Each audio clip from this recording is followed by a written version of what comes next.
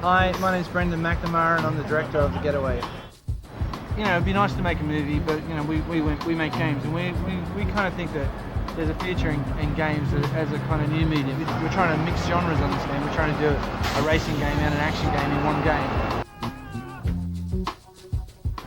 This very fact that we've got people that are very integral to the story side of this game, actually within the team and working with the team, means that the storyline's never forgot, it's never missed, it's never tagged on. It pushes the game forwards. The approach to the game has been more like a movie because we use real people, real actors, real locations, real cars and real sets. All of the in-game characters are based on real people.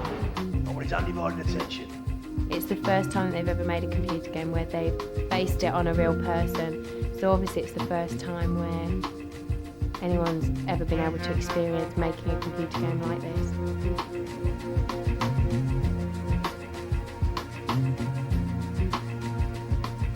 But basically what it allows us to do is capture up to 5 people acting together in a scene, and that's very important for a scene like Charlie's Man, where you've got multiple people, because they're interacting, there's people touching each other, Mark gets punched and falls on the floor.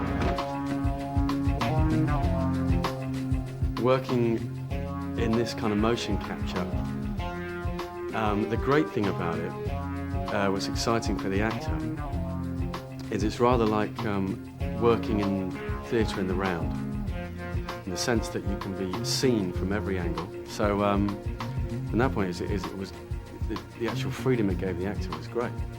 From the actor's point of view, they could interact with each other. We could record their voices at the same time. 20 males fighting, weapons being used, any takers? Echo 5, on way. Urgent call, 2-vehicle RTA. The facial capture isn't capture, it's recreation. So we had to do some, obviously every different way, to get all the movements.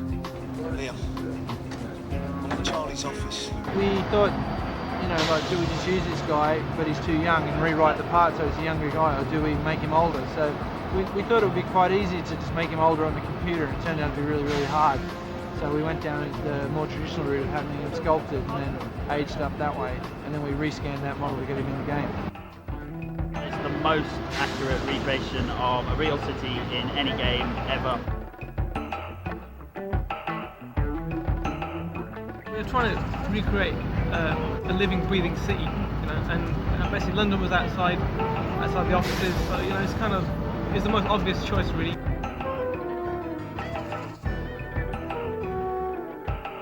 So everything's accurate, it's built off the real world roads, road network, all the heights are done off sea level, everything's done, you know, 1 foot is 1 foot, 1 metre is 1 metre, a mile is a mile.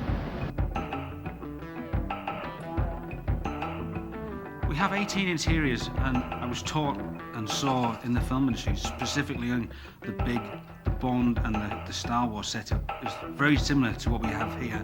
All concept illustrations, how we break it down, how we turn it into sets. So we try to create believable environments that you do believe that you are in a brothel, you are on a ship, or you are, you know, in a police station, that sort of thing. He wants them dead, both of them. You can pretty much get into every single car in the game. Every vehicle you can see, if you can stop it, you can get in that car. Out the car! About 70 miles of road that you can drive. Well, every car handles uniquely, basically. What we did is we took the specs of real cars and modelled that into our dynamic system. I think we have a very accurate damage model for the game. Basically, no two crashes are the same because we calculate the damage in real time. No one's ever gone to the detail that we've done in the production values of this. This is the closest thing to film without being filmed, to be honest. The game's never been made like this before. It's just like watching an hour worth of gangster flick within a game.